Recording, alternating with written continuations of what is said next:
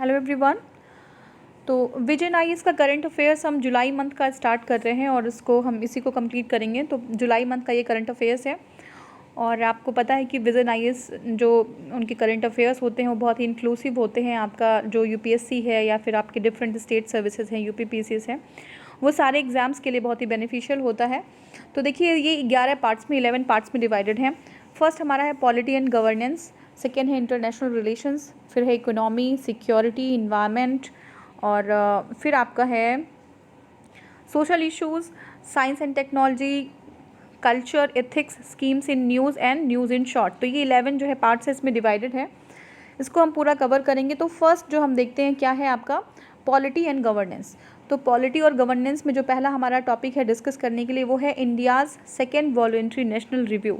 ठीक है, इंडिया का सेकेंड वॉलंटरी नेशनल रिव्यू। तो पहले देखते हैं कि वीएनआर होता क्या है, वॉलंटरी नेशनल रिव्यू होता क्या है। तो देखिए VNR is the process through which countries assess and present progress made in achieving the global goals and place to leave no one behind.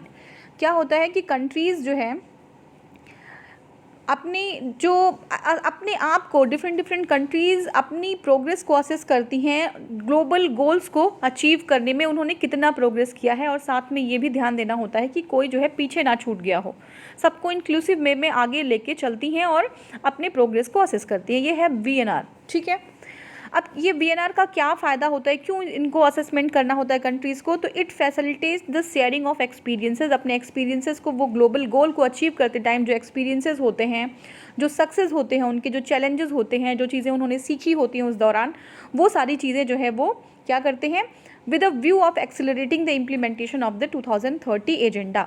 तो ये जो है ग्लोबल गोल्स को कंप्लीट करने में जो भी जो है इन बिटवीन प्रोसेस में जो भी चीज़ें आती हैं वो क्या करते हैं, शेयर करते हैं। ठीक है, it also seeks to strengthen policies and institutions of government. जो गवर्नमेंट की पॉलिसीज़ होती हैं, गवर्नमेंट का इंस्टीट्यूशन होता है, उनको भी स्ट्रेंथ देने की कोशिश की जाती है।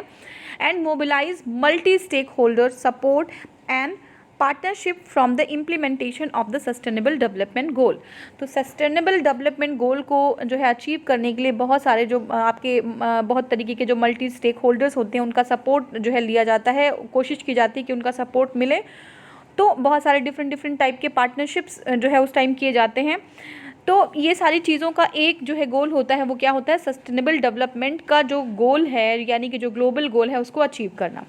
तो इंडिया का जो वीएनआर रिपोर्ट है 2020 का, वो किसने, नीति आयोग ने प्रेजेंट किया है। और review of the progress of 17 SDGs. ठीक है, 17 जो एसडीजीज हैं उनका जो है रिव्यू है, उनके प्रोग्रेस के लिए इंडिया ने कितना काम किया है। ठीक है, India's approach to localising SDGs and strengthening means of implementation. Localising SDGs मतलब होता है एसडीजीज जो है वो ग्लोबल गोल है, उसको लोकल लेवल पे कैसे अचीव करना है, अपने जो है उसको अपने जो इंस्टीट्यूशंस हैं, जो पॉलिसीज़ हैं, उसको कैसे स्ट्रेंथन करना है। तो उसको लोकल लेवल पे जो है इंडिया का अप्रोच था कि एसडीजीज को लोकलाइज करना। ठीक है, अब देखते हैं NITI Aayog presented India's VNR 2020 report title decade of action taking SDGs from global to local at UN's high level political forum meeting. तो ये प्रेजेंट करती हैं जो आपकी डिकेड, ये वीएनआर रिपोर्ट है वो नीति आयोग प्रेजेंट करता है और उसका टाइटल होता है decade of action taking SDGs from global to local. ठीक है, वीएनआर के बारे में हमने देख लिया। अब need for localising SDGs, SDG को लोकलाइज करने की नीड क्या है। देखिए localising SDGs involve the process of understanding, adopting, planning, implementing and monitoring the SDGs from national to local levels by relevant institution, thus strengthening the implementation framework. क्या होता है कि जो एसडीजीज होती हैं वो इन्वॉल्व करती हैं जितने मैनेजरियल प्रोसेसेस होते हैं, जैसे आपका हो गया अंडरस्टैंडिंग, प्लानिंग, अडॉप्टिंग, इम्प्लीमेंटिंग, ये सारी चीज़ें हमें एसडीजीज़ को जो है मॉनिटर करने में, एसडीजीज़ को हमें लोकलाइज करने में ये सारी प्रोसेस को हमें करना पड़ता है। और इसको नेशनल से लोकल लेवल पे रेलिवेंट इंस्टीट्यूशंस के थ्रू, यानी कि जो हमारे इंस्टीट्यूशंस हैं उनको भी जो है रेलिवेंसी, उनको भी स्ट्रेंथन करना है। और उसके बाद जो पॉलिसीज़ हैं उसको भी हमें क्या करना है, अपग्रेड करते रहना है। ठीक है ना। नेक्स्ट हमारा क्या है, localisation relates both to how local and sub-national governments can support the achievement of SDGs through bottom-up actions, as well as how SDGs can provide a framework for local development policies. देखिए localisation का क्या मतलब होता है कि जो local level पे government है वो SDGs का जो हमारा गोल है उसको फुलफिल करने में वो किस तरीके से सपोर्टिव है, और वो कितना जो है कितना अवेयरनेस है, वो कैसे, जैसे अगर हम लोकल लेवल पे कोई चीज़ करते हैं उसको हम जैसे जेनेटिक्स है, अगर जेनेटिक्स हम पढ़ रहे हैं तो दैट इज़ वेरी टफ, वो साइंटिफिक बिल्कुल साइंस की लैंग्वेज होती है तो वो क्लियर समझ नहीं आती, बट अगर उसी को हम अपनी लैंग्वेज में समझा लें तो वो लोकलाइज हो जाता है। सेम यहीं पे ये चीज़ यहीं पे है कि हम लोकलाइज कर रहे हैं ताकि ये ईजी अंडरस्टैंडिंग हो जाए गवर्नमेंट्स के लिए भी, और वो जो है इजीली जो है नेशनल जो ग्लोबल गोल हैं वो नेशनल गोल के थ्रू, लोकल गोल के थ्रू, नेशनल गोल के थ्रू जो आपके ग्लोबल गोल हैं उनको अचीव कर पाएँ। ठीक है, साथ ही में ये भी देखना है कि जो SDGs हैं वो कैसे इंपॉर्टेंट है लोकल डेवलपमेंट, जो है लोकल डेवलपमेंट जो हमारी पॉलिसी है, जो हमारा लोकल जो है डेवलपमेंट है वो कैसे बेनिफिट होगा हमारे SDGs के डेवलपमेंट के कंप्लीट होने से। ठीक है, अब देखिए इंडिया का क्या अप्रोच है इन लोकलाइजिंग SDGs, क्या अप्रोच है। देखिए institutional mechanism at national level पे क्या होगा, NITI Aayog is responsible for overall coordination and monitoring of the SDGs in country. जो नीति आयोग है वो ही रिस्पॉन्सिबल होगी इस पूरे कोऑर्डिनेशन, पूरी मॉनिटरिंग का SDGs को अचीव करने में, in close collaboration with ministry of statistics and programme implementation MOSPI। तो मिनिस्ट्री ऑफ स्टैटिस्टिक्स और प्लान इम्प्लीमेंटेशन भी जो है क्या कोलैबोरेट करेगी नीति आयोग के साथ। ठीक है, this includes target setting, assessing data responsibilities, by annual review and facilitating partnership building. ठीक है, तो ये क्या टारगेट होगा, ये कौन से टारगेट को सेट करेंगी, ये जो हमारी नीति आयोग है और जो है MOSPI है वो क्या करेगी, टारगेट को सेट करेगी, डाटा जो रिस्पॉन्सिबिलिटीज़ हैं उनको देखेगी, बाई एनुअल रिव्यू होगा। ठीक है, ये सारी चीज़ें जो है इनकी रिस्पॉन्सिबिलिटी होगी, ये लोग इसको जो है मॉनिटर करेंगे अपने अकॉर्डिंग। ठीक है, पार्लियामेंट क्या है, पार्लियामेंट का क्या होगा, इसमें public account committee exercise legislative oversight on the progress of the SDGs agenda through periodic reviews of NITI Aayog and related line ministries. तो देखिए पार्लियामेंट में भी क्या होगा, पब्लिक अकाउंट जो कमेटी होगी वो क्या करेगी, एक्सरसाइज लेजिस्लेटिव ओवरसाइट, लेजिस्लेटिव जो है ओवरसाइट करके जो प्रोग्रेस हैं उनको क्या करेगी, ओवरव्यू करेगी, उनको देखेगी, उनका रिव्यू करेगी, और नीति आयोग की जो उनका प्रोग्रेस होगा SDGs को अचीव करने में, जो उनका जो है पूरा जो प्लानिंग इम्प्लीमेंटेशन का प्रोसेस है वो सारी प्रोसेस को पार्लियामेंट जो है क्या करेगी, रिव्यू करेगी। ठीक है, अब सब नेशनल लेवल पे क्या होगा, देखिए all the states and union territories have identified and tasked nodal departments for implementation of SDGs।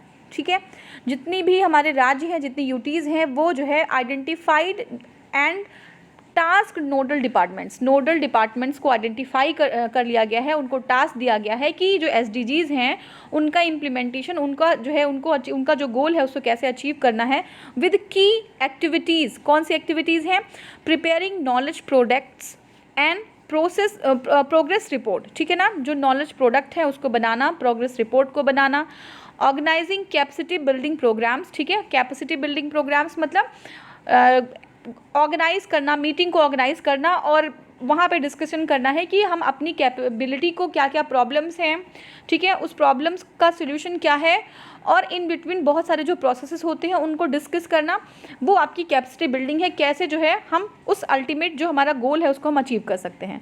Providing, अब कैपेसिटी बिल्डिंग में और बहुत सारी चीज़ें आ जाएंगी, बहुत सारे इंफ्रास्ट्रक्चरल जो आपके फंक्शंस हैं वो भी आ जाएंगे कि कैसे हम किसी गोल तक पहुँचेंगे, उसके लिए कौन कौन सी चीज़ें नीडेड हैं।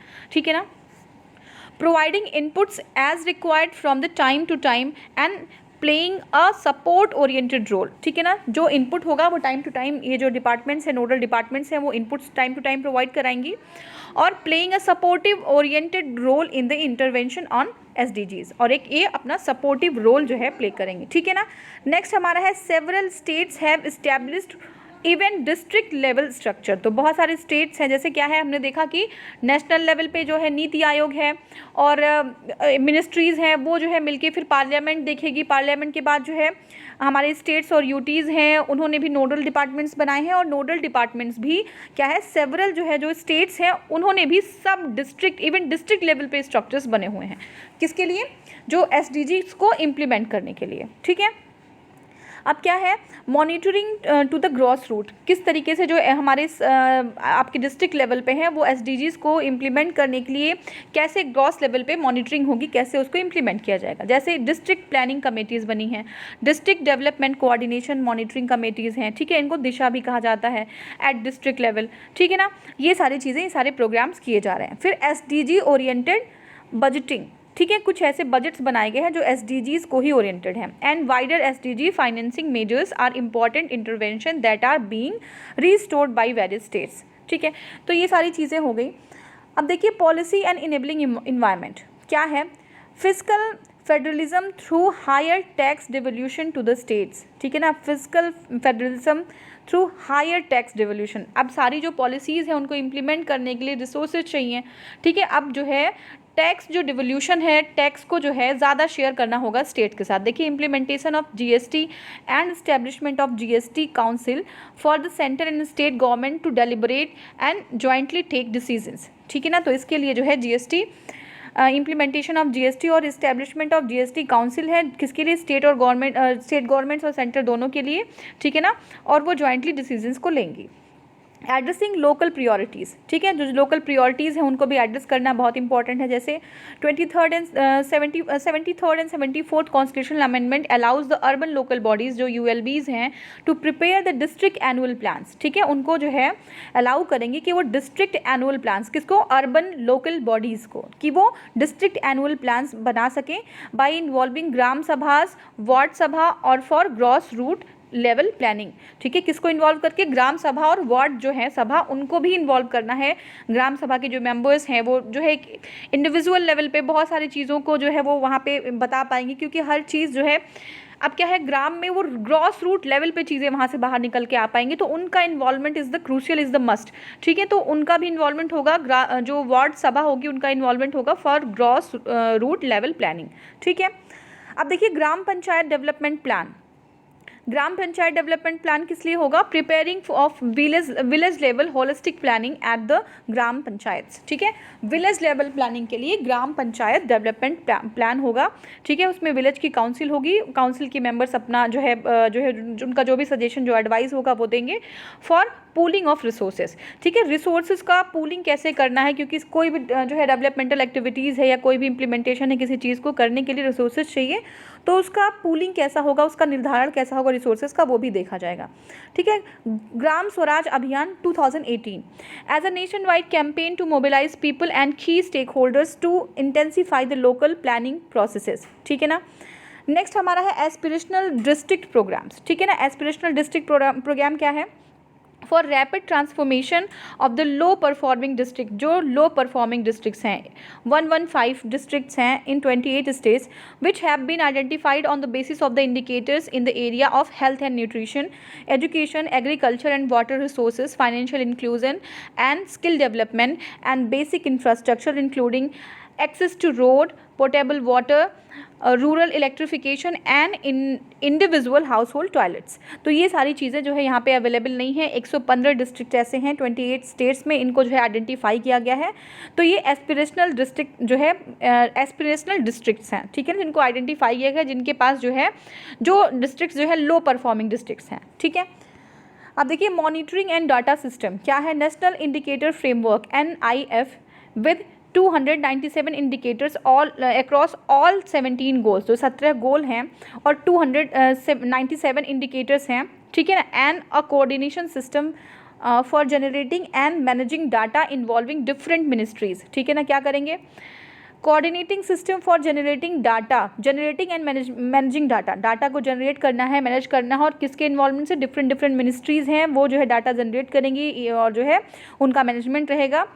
वो क्या होगा, आपका sustainable government, UN and other international organisation as well as for civil society. ठीक है ना, ये हमारा है इंडिकेटर फ्रेमवर्क NIF।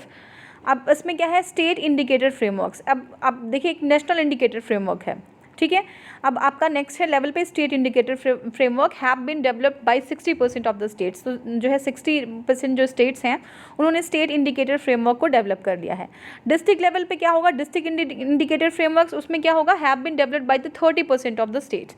तो ये 30% स्टेट ने डिस्ट्रिक्ट लेवल पे जो है आपका क्या कर लिया है, इंडिकेटर फ्रेमवर्क डेवलप कर लिया है।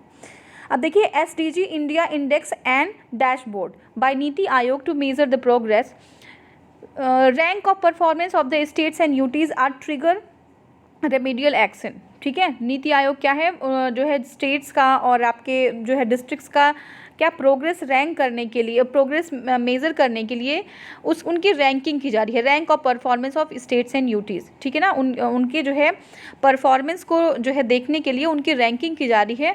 और रैंकिंग से एक होता है क्या कि कंपटीशन की जो है वो फीलिंग भी आती है कि अब अगर हमने कुछ अच्छा नहीं किया है इस बार तो they will try to do some जो है बेटर ऑप्शंस वो यूज़ करेंगे और जो है वो कुछ अच्छा करने की कोशिश करेंगे। तो ये चीज़ें हो जाती हैं। नेक्स्ट हमारा है चैलेंजेस एंड वे फॉरवर्ड। क्या है चैलेंजेस, देखिए improvement of statistical system both at the national and substantial level. देखिए जो हमारा स्टैटिस्टिकल सिस्टम है उसकी इम्प्रूवमेंट जो है बहुत ज़रूरी है, चाहे वो नेशनल लेवल हो चाहे वो सब नेशनल लेवल हो। एग्जाम्पल क्या है, addition to indicators for target which are presently not covered in NIF। ठीक है, कुछ इंडिकेटर्स हैं जो NIF में नहीं जो है कवर्ड हैं। ठीक है, NIF आपने देख लिया क्या है, नेशनल इंडिकेटर फ्रेमवर्क। तो NIF में कुछ जो है नहीं कवर्ड है। NIF currently does not include indicators of 36 out of 169 SDGs। ठीक है, 169 SDGs में 36 जो है वो जो है इंडिकेटर्स NIF में नहीं कवर्ड है। ये हमारा क्या है, ये हमारा चैलेंज है, ये ड्रॉबैक है। Improving the frequency of data collection. The SDGs reporting so far had to depend on the data sources such as the National Family Health Survey, which usually takes place once in 8 to 10 years. अब देखिए without data कोई चीज़ हम implement नहीं कर पाएंगे, हमें पता नहीं चल पाएगा कितनी प्रोग्रेस कहाँ पे चल पा रही है। और जो डाटा है उसका सोर्स क्या है, नेशनल फैमिली हेल्थ सर्वे, और उसका जो ये जो होता है इसका सर्वे जो होता है वो जो है 8 to 10 ईयर्स पे होता है। तो डाटा जो है बिल्कुल एग्जैक्ट डाटा, और पुराना डाटा होगा तो भी चीज़ें, तो एग्जैक्ट डाटा मिलना जो है थोड़ा सा टफ हो जा रहा है। ठीक है, अब डाटा डिसएग्रीगेशन क्या है, by gender, social category, income group along others for sharper SDGs monitoring. ठीक है, तो जो है देखिए डाटा को डिसएग्रीगेशन करना है जेंडर के बेस पे, सोशल कैटेगरी कैसी है किसकी, इनकम ग्रुप क्या है, तो इन सारे लेवल पे जो है हमें डाटा डिफरेंट लेवल पे कलेक्ट करना है। ठीक है, अब नेक्स्ट है इम्प्रूविंग द डाटा क्वालिटी। तो जो हमें डाटा मिल रहा है उसकी क्वालिटी को भी इम्प्रूव करना है। Through third party independent surveys for data validation, uses of the modern tools and technologies of data collection such as the tablets, ठीक है ना, geo spatial data and making use of the citizens generated data such as in annual status of education report. ठीक है, by प्रथम। तो देखिए data की जो क्वालिटी है उसको भी इम्प्रूव करना है, तो उसके बहुत सारे वेज हो सकते हैं, जैसे मॉडर्न यूज़ ऑफ कुछ हम मॉडर्न टूल्स का यूज़ कर सकते हैं डाटा को, जैसे टेक्नोलॉजी है उसका यूज़ कर सकते हैं। ठीक है, टैबलेट्स हैं जिस तरीके से प्रोवाइड किए जाएँ लोगों को डाटा कलेक्ट करने के लिए, तो वो डाटा थोड़ा स्पेसिफिक होगा। ठीक है, क्वालिटी का डाटा होगा इस तरीके की। और जैसे हमारा annual status of education report है, वो जो प्रथम जो है ASER जो प्रथम जो है प्रोवाइड कराती है, उनके डाटा बहुत रेलिवेंट होते हैं। तो हमें डाटा को भी उसकी डाटा की क्वालिटी जो है हमें बहुत अच्छी होनी ज़रूरी है, बहुत डाटा की क्वालिटी को इम्प्रूव करना। ठीक है, robust monitoring at the local level. तो लोकल लेवल पे SIF और DIF है जो स्टेट और डिस्ट्रिक्ट लेवल पे जो हैं आपके ये देखिए आपका क्या है ये इंडिकेटर फ्रेमवर्क। ठीक है, स्टेट लेवल और लोकल लेवल पे जो इंडिकेटर फ्रेमवर्क्स हैं वहाँ पे जो है हाँ, तो जो है as the foundation of the further strengthen the ownership of the SDGs among the states. तो अब देखिए जब SIF और DIFS वहाँ पे जो है अगर फाउंडेशन अच्छा रहेगा, वहाँ के डाटा, वहाँ पे सारी चीज़ें इम्प्लीमेंटेशन अगर जो है ग्रॉस रूट पे होगी, तो वो जो है क्या होगा, हमें मदद होगी SDGs को जो है उसको इम्प्लीमेंट कराने में। ठीक है, similarly resources available at the gram panchayat level needed to be channeled appropriately to realize its mandate of driving local level planning and development। तो देखिए जो हमारे ग्राम पंचायत लेवल पे हैं वहाँ पे भी रिसोर्सेज जो है उनकी अवेलेबिलिटी होनी चाहिए, ठीक है ना, क्योंकि उसी की जो है अगर हमारा जो है ग्राम पंचायत के लेवल पे अवेलेबिलिटी है रिसोर्सेज की तो वहाँ पे इम्प्लीमेंटेशन बेटर हो पाएगा, और वहाँ पे हो रही है तो जो है आपका डिस्ट्रिक्ट और स्टेट लेवल पे तो वो सारी चीज़ें चैनलाइज होती जाएंगी, ठीक है। Awareness and capacity building of all stakeholders, सारे स्टेक होल्डर्स की अवेयरनेस और कैपेसिटी बिल्डिंग कैसे, specially of the communities and local governments on all aspects of localisation and increase commitment, improve participation. मतलब यही है कि जो स्टेक होल्डर्स हैं उनका कमिटमेंट, उनका जो है पार्टिसिपेशन इम्प्रूव होना चाहिए, उनका कोलेबोरेशन अच्छा होना चाहिए, ठीक है, इम्प्लीमेंटेशन होना चाहिए, मॉनिटरिंग, ये सारी चीज़ें हैं, ठीक है। अब SDG फाइनेंसिंग देख लेते हैं। Studies have estimated that India needs to increase SDG spending by an addition of 6.2% of its GDP until 2030। तो देखिए जो SDG फाइनेंसिंग है उसको भी ज़्यादा थोड़ा इंक्रीज़ करने की ज़रूरत है, और ये जो बताया जा रहा है कि 6.2% इंक्रीज़ करनी पड़ेगी हमारी स्पेंडिंग को जो है 2030 तक और 6.2% किसका, GDP का। तो ये हो गया। Potential strategies for the SDG financing, क्या हो सकती है स्ट्रेटजीज जो है SDG फाइनेंसिंग की। तो देखिए इम्प्रूविंग नेशनल टैक्स सिस्टम, ठीक है, जो नेशनल टैक्स सिस्टम है उसको इम्प्रूव कर दिया जाए, रिड्यूसिंग इलिसिट फाइनेंसिंग फ्लोज, ठीक है, इंफ्रास्ट्रक्चर फाइनेंसिंग की जा सकती है, capital market development, foreign direct investment, ठीक है, FDI को प्रमोट किया जा सकता है। तो ये सारी चीज़ें हैं, ये वेज हैं हमारी पोटेंशियल स्ट्रेटजीज़ हैं फॉर SDG फाइनेंसिंग। अब analyse good practices and promote peer learning, इससे क्या होगा, on the regular basis creating a cross learning from the journey of all states. तो एक मतलब क्या होना चाहिए कि पीयर लर्निंग का भी जो है को भी प्रमोट करना चाहिए, ठीक है ना, सारी जो इम्प्लीमेंटेशन है SDGs को इम्प्लीमेंट करने के लिए पीयर लर्निंग भी होनी चाहिए। तो ये सारी चीज़ें जो है हमने देखी इसमें, ठीक है। अब नेक्स्ट जो हमारा टॉपिक है वो है कंज्यूमर प्रोटेक्शन एक्ट 2019। क्या है द कंज्यूमर प्रोटेक्शन एक्ट 2019 और न्यूज़ में क्यों है, पहले देखते हैं। तो देखिए consumer protection act 2019 replacing the earlier 1986 act came into force, ठीक है ना, 1986 का जो एक्ट है उसको रिप्लेस करके कंज्यूमर प्रोटेक्शन एक्ट 2019 आया है, ठीक है ना। नीड क्या है, need for the new act, क्यों ज़रूरी था हमें, पुराना जो है एक्ट था तो नए एक्ट की क्या ज़रूरत थी, देखते हैं। The previous act that is the consumer protection act 1986 suffered from the following major shortcomings. क्या शॉर्टकमिंग्स थे, provide a single point access to justice which was time consuming. तो एक सिर्फ सिंगल पॉइंट जो है पॉइंट एक्सेस था justice के लिए और बहुत ही ज़्यादा जो है टाइम कंज्यूमिंग था, ठीक है। यहाँ पे तो वैसे भी लेट हो जाता है लेकिन इसमें और टाइम लगता था जस्टिस मिलने में, ठीक है। Did not cover e-commerce retailers platform under its ambit. तो अपने दायरे में जो ई-कॉमर्स के रिटेलर्स थे उनको जो है ये नहीं जो है लाता था। वॉज नॉट इन, देखिए अब क्या है कि न्यू मार्केट डायनामिक्स उसके अकॉर्डिंग ये परफेक्ट नहीं था, जो न्यू मार्केट हमारे डायनामिक्स हैं उसके अकॉर्डिंग ये जो है सिंक्रोनाइज नहीं था, ठीक है। No provision for the authority to take suo motu action, कोई प्रोविज़न नहीं था for the authority to take suo motu action, ऐसा कोई सुओ मोटो एक्शन वहाँ पे अपने आप जो एक्शन लिया जा सके ऐसी कोई अथॉरिटी किसी के पास भी नहीं थी। Against any person guilty of violation under the act, ठीक है, अगर कोई जो है गिल्टी पाया जाता है तो सुओ मोटो एक्शन उसके ऊपर नहीं हो सकता था। और an unfair trade practices undermining the right of consumer, कोई भी अनट्रेड जो है अनट्रेड प्रैक्टिस कर रहा है तो वो जो है तो कोई भी अनफेयर प्रैक्टिस अगर किया जा रहा है तो वो कंज्यूमर के राइट्स को वायलेशन होता था और सू मोटो एक्शन वहाँ पे नहीं लिया जा सकता था, ठीक है। पीनल जो steps could be taken only through a judicial process, जो स्टेप्स हैं वो सिर्फ जुडिशियल प्रोसेस के थ्रू ही होते थे। दैट वाज मतलब अब ये इसमें क्या होता था कि जुडिशियल प्रोसेस ये तो बहुत अच्छा है लेकिन क्या है कि वो बहुत टाइम कंज्यूमिंग हो जाता था। बिफोर द स्टेट और डिस्ट्रिक्ट कंज्यूमर रिलेशनल फोरम, ठीक है। अब देखते हैं मेजर प्रोविजंस अंडर 2019 एक्ट, 2019 का जो एक्ट है वो कैसे जो है बेटर है पहले वाले एक्ट से। और पहला वाला एक्ट कौन सा था देख लीजिएगा क्योंकि एग्जाम में आ सकता है कि कौन से एक्ट को रिप्लेस किया गया है। तो 1986 के एक्ट को रिप्लेस करके 2019 का एक्ट आ गया है, ठीक है। तो क्या प्रोविजंस है देखिए, creation of central consumer protection authority CCPA, क्या बना गया, central consumer protection authority. Its primary objective is to promote, protect and enforce the rights of consumers and will be assisted by a Director General of Investigation which will look into the cases and submit its report to the authority. क्या करेगा ये? इसका जो primary object होगा क्या होगा? Promote करेगा, protect करेगा और इन कुछ जो है राइट होंगे जो कंज्यूमर्स के उसको इन्फोर्स किया जाएगा। एंड ये जो है कौन असिस्ट करेगा? एक डायरेक्टर जनरल होगा जो ऑफ इन्वेस्टिगेशन, डायरेक्टर जनरल बनाया गया इन्वेस्टिगेशन के लिए, ठीक है। और ये जो है अपनी रिपोर्ट्स को सबमिट करेंगे अथॉरिटी के पास which will look over into the cases and submits report to authority, ठीक है। अब क्या इस पे ये एम्फसाइज किस पे करता है ज़्यादा, देख लीजिए।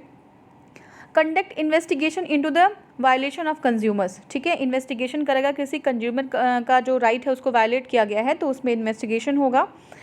और नेक्स्ट है आपका recall of unsafe goods and services, ठीक है। Order recall of unsafe goods and services, तो अनसेफ गुड्स और सर्विसेज की जो प्रैक्टिसेस होंगी उस पर जो है एक जो है आई रहेगा। और order discontinuance of unfair trade practices and misleading advertisement, तो जो है डिसकंटिन्यूएंस मतलब आपको जो अनफेयर ट्रेड है उसकी प्रैक्टिस को डिसकंटिन्यू कर दिया जा सकता है। जो भी मिसलीडिंग एडवर्टीजमेंट्स हैं, इस तरीके के जो है प्रचार वगैरह होते हैं तो उनको जो है बंद करा दिया जाएगा, ठीक है। Impose penalties on manufacturers, endorsers, publishers of misleading advertisement, तो कोई भी मिसलीडिंग एडवर्टीजमेंट हो रहा है उस पर पेनाल्टी जो है क्या इम्पोज कर दी जाएगी मैन्युफैक्चरर और आपके इंडोर्सर और पब्लिशर के ऊपर, ठीक है। इस simplification of the consumer dispute adjudication process, तो जो एडजुडिकेशन प्रोसेस है उसको जो है थोड़ा सिंप्लीफाई कर दिया जाएगा ताकि ये कंज्यूमर के लिए ईजी रहे, वो जो है जल्दी से उसको जस्टिस मिल पाए। नेक्स्ट है हमारा state and district commissions are now empower to review their own orders, ठीक है ना। अब जो है स्टेट और डिस्ट्रिक्ट कमीशंस हैं उनको अपने ही ऑर्डर को रिव्यू करने का जो है उनके पास क्या होगा? अथॉरिटी होगी, ठीक है। नेक्स्ट हमारा है एम्पावरमेंट, हाँ, empowerment of the consumer commissions to enforce their order, ये हो गया। नेक्स्ट है deemed admissibility of complaints if the question of admissibility is not decided within a specified period of 21 days, ठीक है। अगर जो है देखिए एडमिसिबिलिटी ऑफ कंप्लेंट, अगर जो है कोई क्वेश्चन ऐसा है कि admissibility is not decided with in the specific period of 21 days, अगर 21 डेज़ के अंदर कोई जो है जो कंप्लेन है उसको एडमिट जो है नहीं किया गया है तो उसके ऊपर जो है देखा जाएगा, उसके ऊपर ध्यान दिया जाएगा, उसको एडमिट किया जाएगा, ठीक है।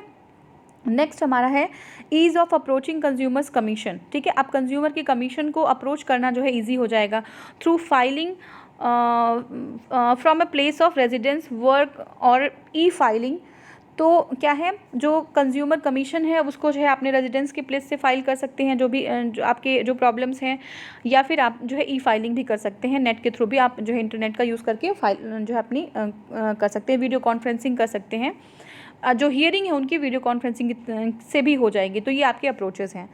अल्टरनेट डिस्प्यूट जो है रेजोल्यूशन मैकेनिज्म, तो एक अल्टरनेट डिस्प्यूट रेजोल्यूशन मैकेनिज्म बना दिया गया है। आप जानते हैं किसके लिए बनाया है? जो आपके कंज्यूमर है कमीशन फॉर मीडिएशन, क्या होगा? Complaint will be referred by the consumer commission for mediation के लिए होगा। और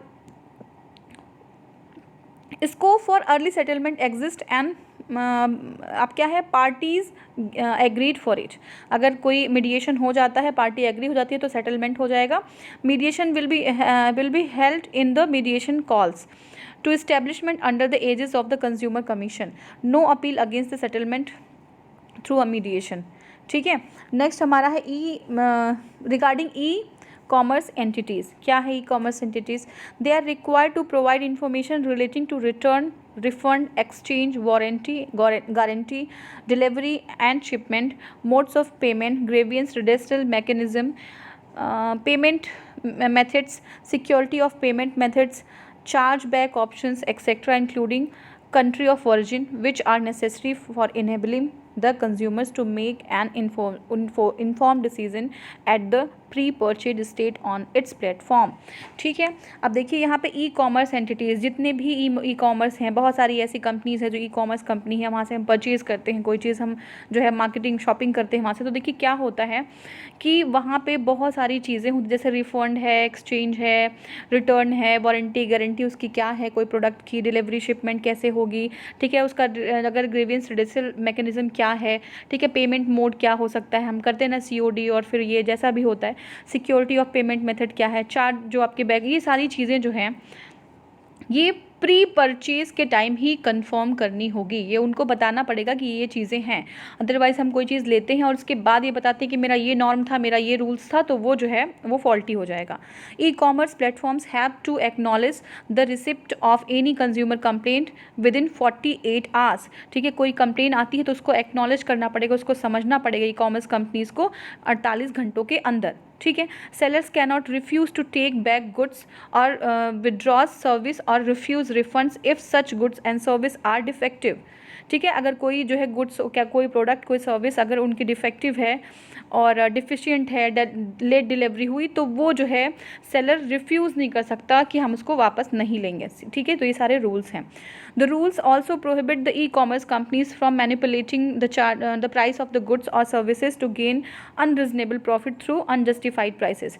तो जो आपकी ई कॉमर्स कंपनी है वो जो है मैनिपुलेटिंग प्राइसेस नहीं वो लगा सकती गुड्स और सर्विसेज के, वो प्रॉफिट जो है ज़्यादा गेन करने के लिए, अनरिजनेबल प्रॉफिट जो है गेन करने के लिए वो जो है अनजस्टिफाइड जो है प्राइस नहीं चार्ज कर सकती।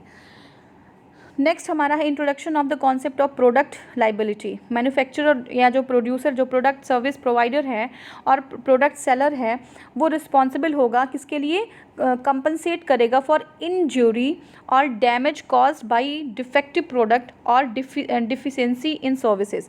अगर कोई सर्विसेज में डिफिशिएंसी है या उसको डिफेक्टिव प्रोडक्ट किसी जो है कस्टमर को मिला हुआ है, तो जो है क्या होगा, जो आपकी लाइबिलिटी होगी वो प्रोड्यूसर की होगी, जो मैन्युफैक्चरर की होगी। ठीक है, पनिशमेंट क्या हो सकता है, act provide the punishment by a competent court by for manufacturing और सेल ऑफ द एडल्टमेंट। और अब देखिए कोई चीज़ अगर एडल्टर्ड है, ठीक है ना, अगर वो कोई चीज़ अडल्टर्ड है तो क्या होगा कि एक कॉम्पिटेंट जो है अथॉरिटी होगी जो पनिश करेगी। अब क्या है, कोर्ट में in case of first conviction suspend any licence, पहले कन्विक्शन में वो लाइसेंस को सस्पेंड कर सकती है, issue the person for a period up to 2 years, 2 साल के लिए लाइसेंस को सस्पेंड कर सकती है। इन केस ऑफ सेकेंड, अगर दूसरी बार ऐसा किया जाता है तो जो है लाइसेंस को कम्प्लीटली कैंसिल कर दिया जाएगा। ठीक है, दूसरे प्रोविजंस क्या हैं, there will be no fee for filing cases up to 5 lakh. 5 lakh का अगर कोई जो है हमें केस फाइल करना है तो उसके लिए 5 लाख का कोई हमें जो है उसमें फाइल करना है तो उसके लिए कोई चार्ज नहीं होगा। The amount due to unidentifiable consumers will be created to consumer welfare fund. ठीक है, अब नेक्स्ट हमारा है state commission will furnish information to central government on a quarterly basis on vacancies, disposal, dependency of cases and ये सारी चीज़ें हैं।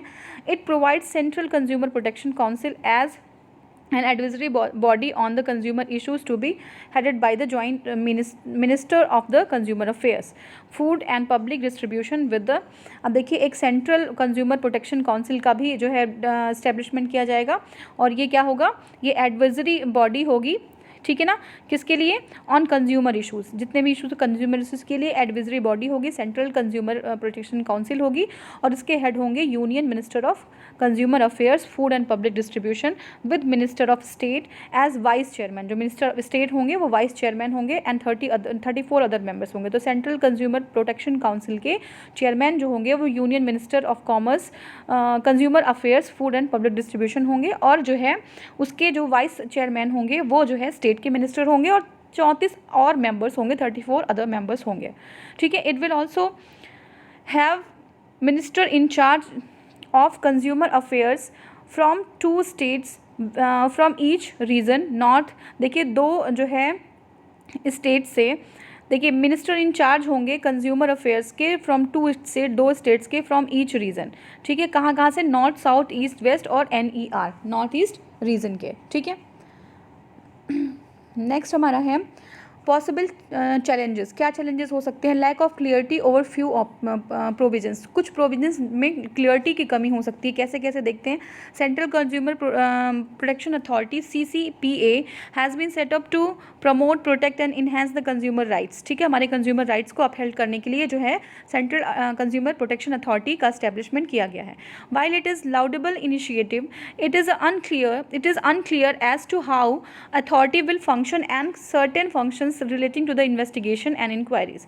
ठीक है, ये जो है एक बहुत अच्छी एक जो है एक अच्छा व्यू पॉइंट लेके इसको बनाया गया है कंज्यूमर के हमारे उनके राइट्स को प्रोटेक्ट करने के लिए, उनको अपहेल्ड करने के लिए। लेकिन जो है how this authority will function, इसका फंक्शन कैसे, अथॉरिटी कैसे फंक्शन करेगी और जो इनके इन्वेस्टिगेशन इंक्वायरीज हैं वो कैसे होंगी, ये सारी चीज़ें अनक्लियर हैं। Lack of clarity on how exactly CCPA will function and also on the functioning relating to the investigation and inquiries. ठीक है, CCPA का फंक्शन कैसे होगा, इन्वेस्टिगेशन और इंक्वायरी कैसे होंगी, ये जो है अनक्लियर है अभी।